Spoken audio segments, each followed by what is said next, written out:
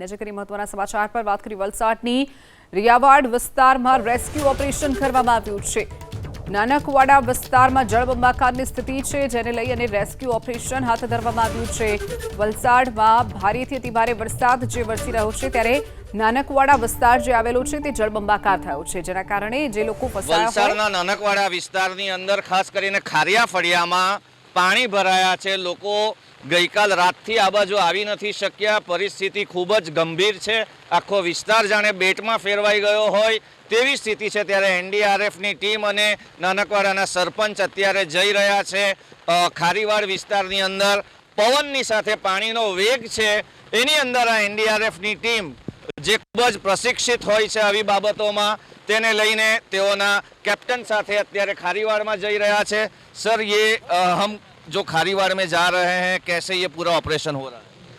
Sir, actually यहाँ पे हमें सबसे पहले मैं बता दूँ, मेरा नाम इंस्पेक्टर विजय है। मैं 6 एनडीआरएफ यहाँ पे आया हूँ और यहाँ पे मामलेदार साहब के द्वारा बताया गया कि खारीवाड़ में जो है वहाँ नदी में चूँकि जल स्तर बढ़ने के कारण जो है यहाँ पे जो खारीवाड़ गांव है यहाँ पे जल स्तर यहाँ पे बढ़ गया, जिसमें कि कुछ लोग फंसे हुए हैं और उनको जाकर के हमको रेस्क्यू करना है। तो हमें ये टास्क मिला है। ये ऑपरेशन हमारे 6वीं वाहिनी के कमांडेंट श्री सुरेंद्र सिंह के नेतृत्व में हो रहा है और प्रशासन और हमारे डीसीओपीएस अनुपम सर के द्वारा बराबर देखरेख में ये ऑपरेशन को जारी रखा जा रहा है। उच्च अधिकारीओ ચોક્કસથી નજર રાખી રહ્યા છે। અત્યારે આપ જોઈ રહ્યા છો ચેતવણી આગળ દબાવ નાળુ અને કોઝવે છે, એની પણ આગળ ખારીવાડ આવેલ છે અને એની અંદર અત્યારે એનડીઆરએફની ટીમ જઈ રહી છે।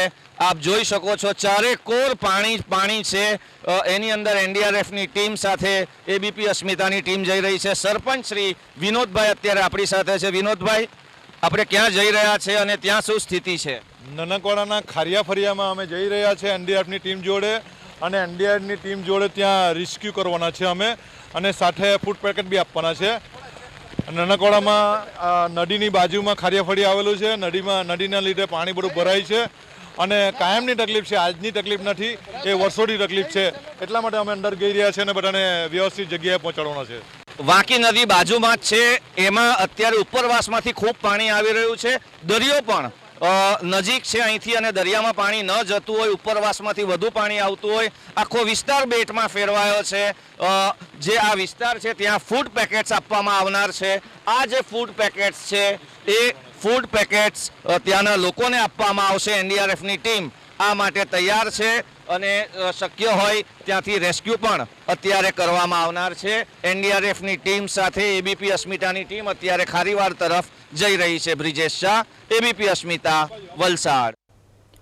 તો વલસાડના દ્રશ્યો છે જ્યાં રેસ્ક્યુ ઓપરેશન હાથ ધરવામાં આવ્યું છે। નાનકવાડા વિસ્તાર જ્યાં જળબંબાકારની સ્થિતિ થઈ છે, જેના કારણે એનડીઆરએફની ટીમ ત્યાં પહોંચી છે। ખારીવાડની અંદર અત્યારે ફૂડ પેકેટ અપાઈ ચૂક્યા છે। સરપંચ શ્રી વિનોદભાઈ સાથે એનડીઆરએફની ટીમ સાથે અહીં આવવાનું થયું। લોકો ખૂબ ખુશ છે। નીરવ, જે પ્રમાણે લોકોનો પ્રતિસાદ, લોકો ખૂબ ખુશ છે અને લોકો આભાર માની રહ્યા છે એનડીઆરએફની ટીમનો અને સરપંચશ્રીનો કે તેઓને ફૂડ પેકેટ્સ પહોંચાડ્યા। હાલ મહત્વની બાબત એ પણ છે કે સવારથી લોકો અહીંયા ભૂખ્યા હતા, પરંતુ આ વ્યવસ્થા ચોક્કસથી કરવામાં આવી છે અને આખરે તમામ લોકોને ફૂડ પેકેટ્સ અહીંયા પહોંચી ચૂક્યા છે। બ્રિજેશ શાહ, એબીપી અસ્મિતા, વલસાડ। તો વલસાડનો રિયાવાડ વિસ્તાર જ્યાં નાનકવાડા વિસ્તારમાં જળબંબાકારની સ્થિતિ છે, જેના કારણે એનડીઆરએફની ટીમ પહોંચી છે। જે નીચાણવાળો વિસ્તાર છે ત્યાં દર વર્ષે આ પ્રકારની સ્થિતિ સર્જાય છે, જેના કારણે સ્થાનિકોને હાલાકી વેઠવાનો વારો આવતો હોય છે।